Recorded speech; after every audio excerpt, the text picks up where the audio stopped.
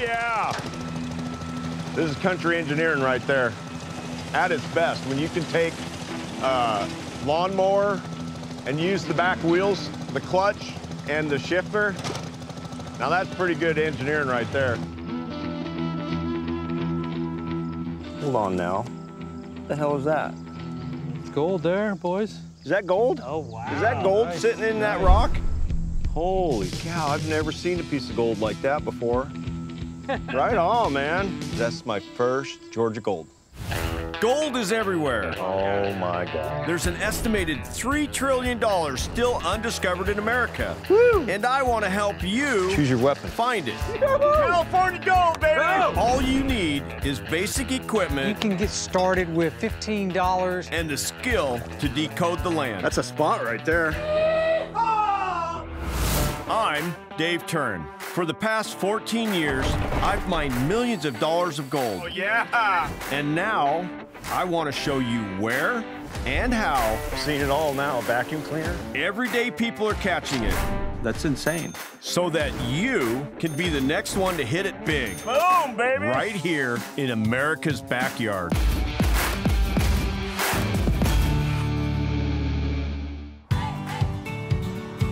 Gold is the foundation of America, and the opportunity to find it is just as real now as it was in the 1800s. You know, most people don't realize that there's gold out there. Anybody that's sitting on their couch at home watching TV or something, they can get up and go find gold. There's a new gold rush happening around the country, and everyday people like you are finding enough to help pay the bills and take those big vacations.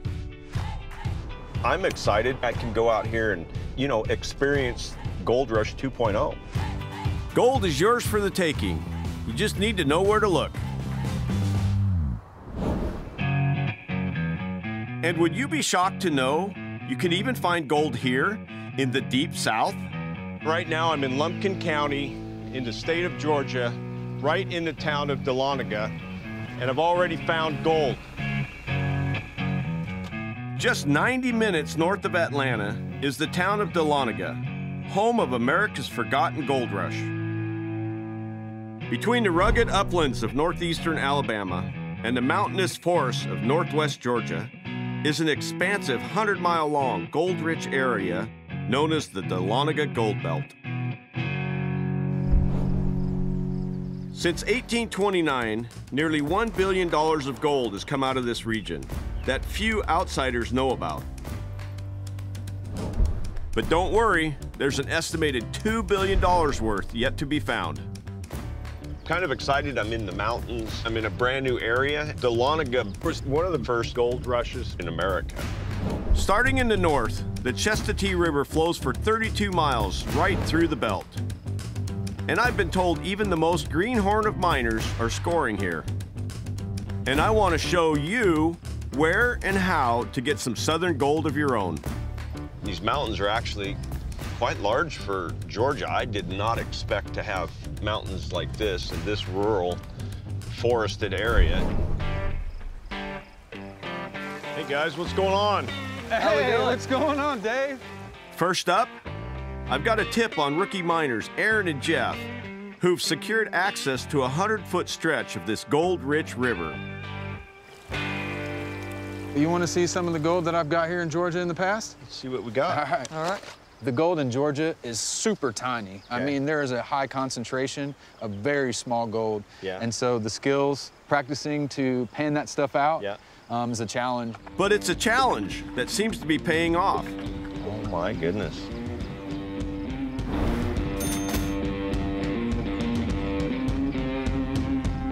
How much you got, Jeff? I've got 13 grams of gold here.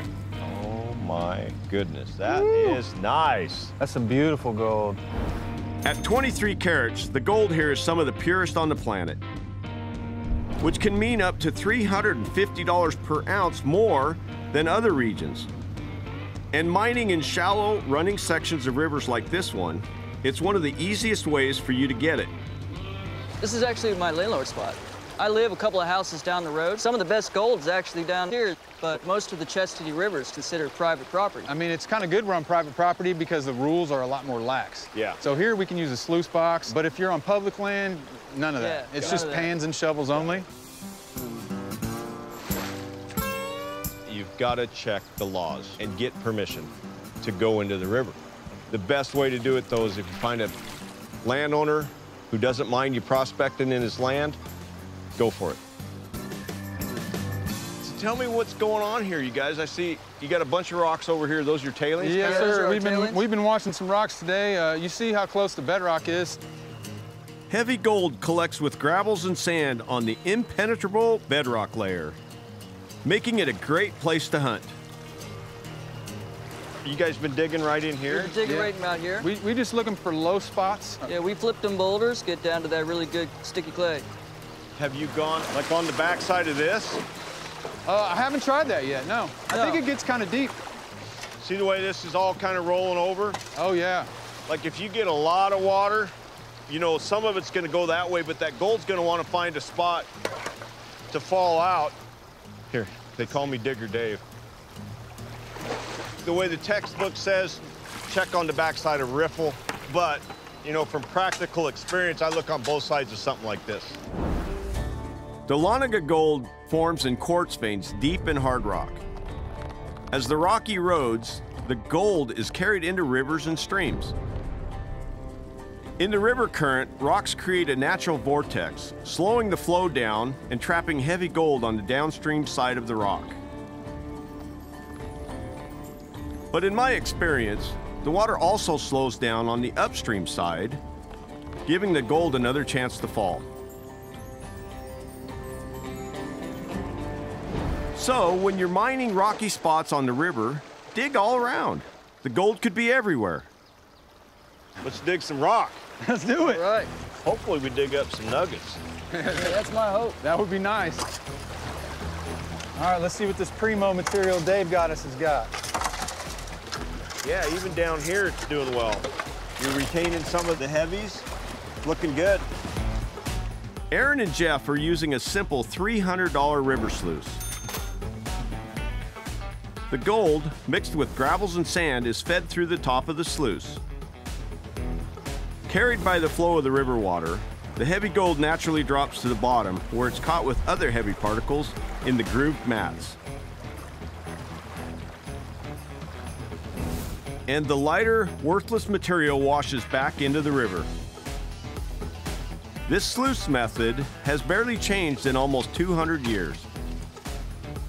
But I think there's always room for a little improvement. Why don't you guys put in a little pump? You get a little more consistent water. You can set your sluice box. Always wanted to. What you got set up, it's great, but you lose a little bit of control. Yeah. But if you've got a pump, you can change your pitch, and you know exactly how much water's coming in. With this, you're kind of hit and miss, right? Yeah. Like right now, you could be flush and fine gold.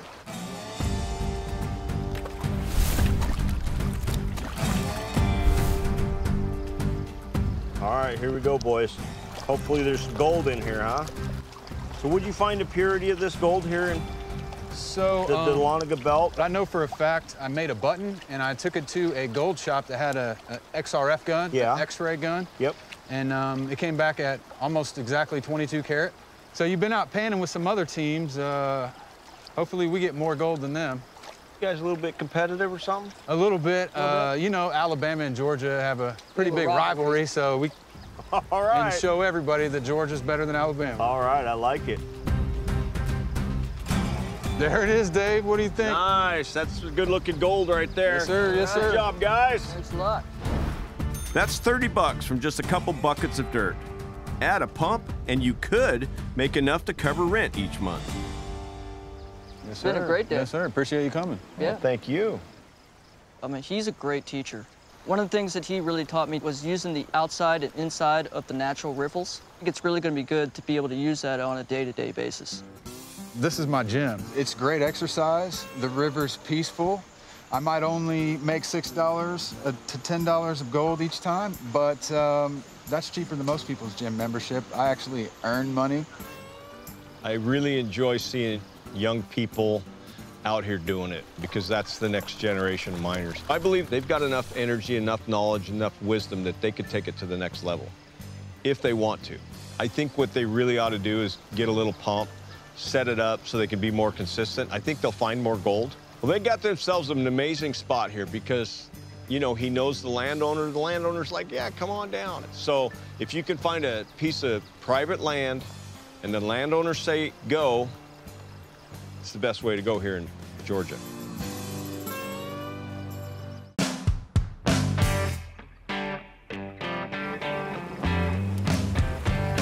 This is kind of fun. Red dirt roads and somebody else mined it. That's what we're looking for. I'm in the mountains.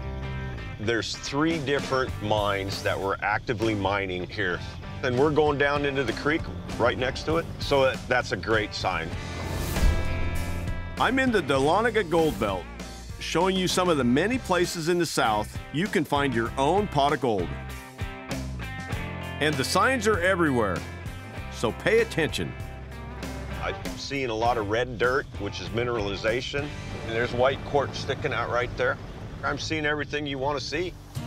I'm headed to a stretch of the gold-rich Etowah River in Aurora. Just 7 miles south of Dahlonega, the center of the regional gold rush. To show you that with a little investment, you can maximize your gold. We're going down into the creek, and I'm meeting a guy named Greg. He dredges. Kind of excited to see him. Hey guys, what's going on? All right. It's a nice little dredge. Dredging on the weekends, Greg has found a great way to spend time with his son and boost his salary with gold. The cool part is I get to dredge with Joey. I love it, man. Joey, you ready to get some gold? Let's go, Dad! We're dragging it over the shoal, and then we're gonna set up at the bottom. We'll dredge in the center. Probably dredge in the center below. right. So we're gonna work our way up, so that way we can just toss rocks behind us. We're in the Dahlonega Belt, and this river's been washing gold out of these mountains now for millions of years. It's an amazing spot on this river. You've got calm water, and then you really got a little bit of a waterfall. It's a perfect storm for gold settling out. Gold is carried in the current, but when the river slows down, the gold drops onto the riverbed. This is a big dredge. I've never dredged with a 6-inch. A 6-inch in diameter, moves a lot of material. This is the real deal right here. Greg's setup costs $7,000, but you can get a smaller one starting at 2,000 bucks. Go do some dredging. Find some of that Dahlonega gold. Woo!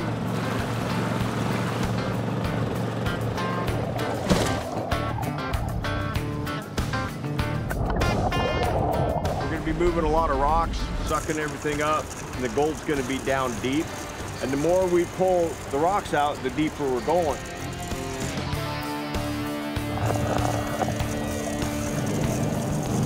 I like how hard packed the material is. Like it's getting much tougher to break up. It's cemented in there. You got to really work those rocks out, which kind of means that it's been there for a while. Oh yeah. Like most dredges, Greg's creates a powerful suction that vacuums gold and gravel from the riverbed up to the sluice where the gold is captured in ridges. But Greg has a secret weapon to give him an edge.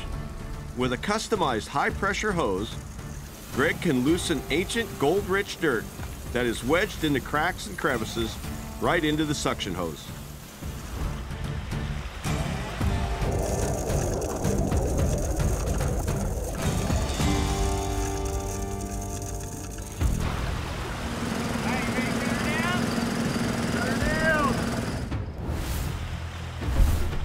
Now, let's see what we got. How'd you get started doing this to begin with? When I was about 16, I used to buy dirt. And So in a bag kind of in thing? a bag, Yeah. just their concentrates, and I would take them home and pan them out in the creek. When I turned 18, I joined the Army and I left home, and all my belongings kind of traveled with my parents as they moved around over the years. After the Army, I got married about 13 years ago. And when I was going through my divorce 10 years ago, I needed to find something to do that was just for me. Everything I did was for him. I went down and visited my parents. I found my old sluice box. Get out of here. And brought it back up. Started testing creeks and stuff near the house. And then when I had Joey, I'd take him. So your therapy was kind of the gold, huh? I love it. It was a godsend for me. I got a lot of respect for that. I appreciate Greg, that. that's impressive. Because it ain't easy. I've raised 3 kids, Yeah. but I've raised them with a wife. To Right. raise a son all by yourself, that's hard work. I got a lot of respect for single moms out there too. Yeah, Like, I know. I got a nice 23-gram nugget a couple months ago. We were just on a cruise. That trip was basically supported by my gold mining habit. Oh, that's cool. It worked out really good. This is your primary catch for your fines. Yep. And most of your fines are gonna get caught down here. Oh, okay. Big stuff's out of this. This is my cleanup sluice. This is what I run my concentrates through. Greg is doing something I've never seen before, powering his sluice with the motor on his dredge. First time I've done a cleanup on a dredge. But a simple river sluice would work just as well. Start to fill those top ones up. That looks pretty good.